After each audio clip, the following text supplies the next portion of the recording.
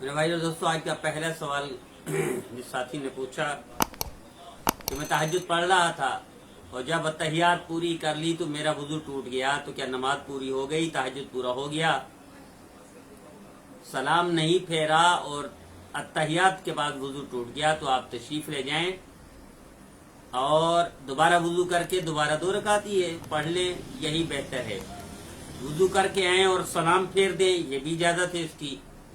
لیکن بہتر یہ ہے کہ دوبارہ وضو کریں، آئیں دوبارہ 2 رکعت نفل تہجد کے پڑھ لیں، یہ بہتر ہے سب سے اولا۔ اور پوچھا کہ ہمارے امام صاحب ہیں مسجد کے، تجوید سے قرآن پاک نہیں پڑھ سکتے، قرآن ان کو پڑھنا صحیح طرح نہیں آتا۔ میرے عزیز، یہ فیصلہ آپ نہیں کر سکتے کہ وہ تجوید کے ساتھ نہیں پڑھتے یا قرآن پڑھنا صحیح نہیں آتا۔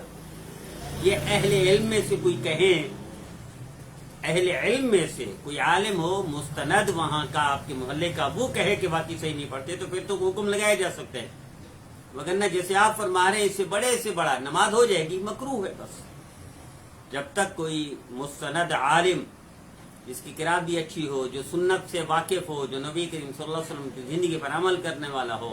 صاحب اعمال صاحب کردار ہو، جب تک یہ نہیں ملتا اسی کے پیچھے نماز پڑھے، اعتراض نہ کریں۔ اعتراض کر دینا بہت آسان ہے اور اس اہلیت کے لیے اپنے آپ کو خود پیش کرنا، ثابت کرنا بڑا مشکل کام ہے۔ تو آپ پوچھا کہ پلاٹ لے لیا ہے لیکن اس پر قبضہ بھی نہیں ہے اور کوئی چکر بھی نہیں ہے، 2 نمبری بھی نہیں ہے، صحیح پلاٹ ہے، لیکن ہمیں وہ نہیں مل رہا، ہمیں قبضہ نہیں دے رہے، پیمنٹ بھی ادا کر دیے، تو یاد رکھیے آپ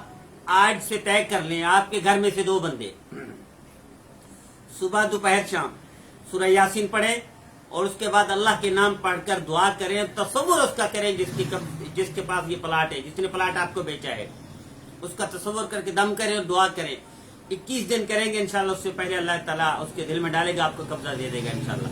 لیکن یہ کرنا ہے، عمل کرنا ہے سورہ یاسین اور اللہ کے نام پڑھ کر۔ آپ پوچھا کسی نے